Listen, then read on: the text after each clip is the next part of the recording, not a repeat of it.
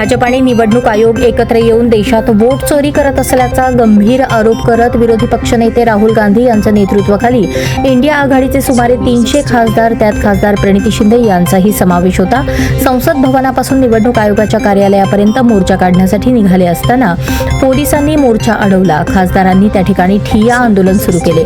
यावेळी काँग्रेस अध्यक्ष मल्लिकार्जुन खरगे, विरोधी पक्षनेते राहुल गांधी, खासदार प्रियांका गांधी, खासदार प्रणिती शिंदे यांच्यासह इंडिया आघाडीच्या खासदारांना पोलिसांनी सर्वांना मार्गातच अडवून ताब्यात घेतले असता आता पोलीस ठाण्यात ठिय्या आंदोलन सुरू आहे. वोट चोर गद्दी छोड या घोषणांनी दिल्लीचे वातावरण दणाणून गेले होते. ही वोट चोरी देशाच्या लोकशाहीसाठी गंभीर धोका आहे. पोलिसी बळाचा वापर करून करोडो मतदारांनी निवडून दिलेल्या जवळपास 300 खासदारांचा आवाज दाबला जात आहे.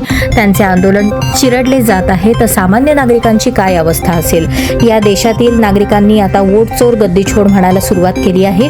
आता लोकशाही उरली नाही. मोदी सरकार आणि निवडणूक आयोगाने लोकशाहीशी केलेला हा खेळ सहन केला जाणार नाही. आम्ही लोकशाही वाचवण्यासाठी कटिबद्ध आहोत. वोट चोरी थांबवण्यासाठी आणि देशाची लोकशाही टिकवण्यासाठी लढा आणखी तीव्र करण्यात येईल असा इशारा देत जनतेने सुद्धा आता या आंदोलनाला साथ द्यावी असे आवाहन केले.